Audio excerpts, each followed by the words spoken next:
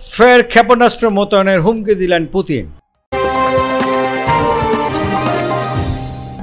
রাশিয়ার president Vladimir Putin বলেছেন, যদি যুক্তরাষ্ট্র দেশটির পশ্চিমা মিত্ররা কিয়েভকে তাদের দেওয়া দূরপাল্লার ক্ষেপণাস্ত্র ব্যবহার করে রাশিয়ার ভেতরে হামলা চালাতে অনুমতি দেয়, তাহলে তিনিও পশ্চিমে আঘাত করার মতো দূরত্বে ক্ষেপণাস্ত্র মোতায়েন করবেন। গতকাল বুধবার তিনি কথা বলেন।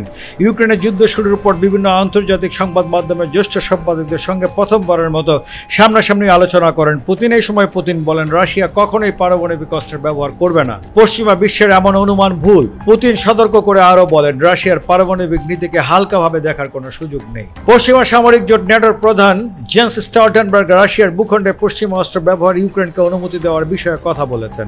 বিষয়টি নিয়ে পুতিনের দৃষ্টি আকর্ষণ করা হলে রুশ প্রেসিডেন্ট বলেন, পশ্চিমা ক্ষেপণাস্ত্র বিশেষ করে যুক্তরাষ্ট্রের ATACMS এবং ফ্রান্স ও যুক্তরাজ্যের ক্ষেপণাস্ত্র ব্যবস্থা ভূপাতিত করা হবে। পুতিন জানান, একই ধরনের উচ্চ প্রযুক্তির ও দূরপাল্লার ক্ষেপণাস্ত্র মোতায়েনের চিন্তাভাবনা করছে মস্কো।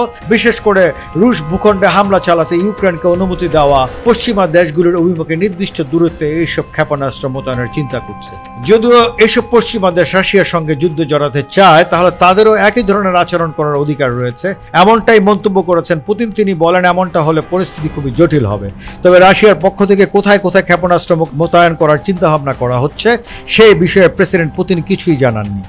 এরই মধ্যে রাশিয়ার পররাষ্ট্র মন্ত্রণালয় থেকে যুক্তরাষ্ট্রকে শত্রু রাষ্ট্রের তালিকায় অন্তর্ভুক্ত করা হয়েছে এবং বেলারুশ এবং রাশিয়া যৌথভাবে নতুন করে পারমাণবিক অস্ত্রের প্রশিক্ষণ এবং মহড়া নিয়ে যৌথ মহড়া পরিচালনা করছে।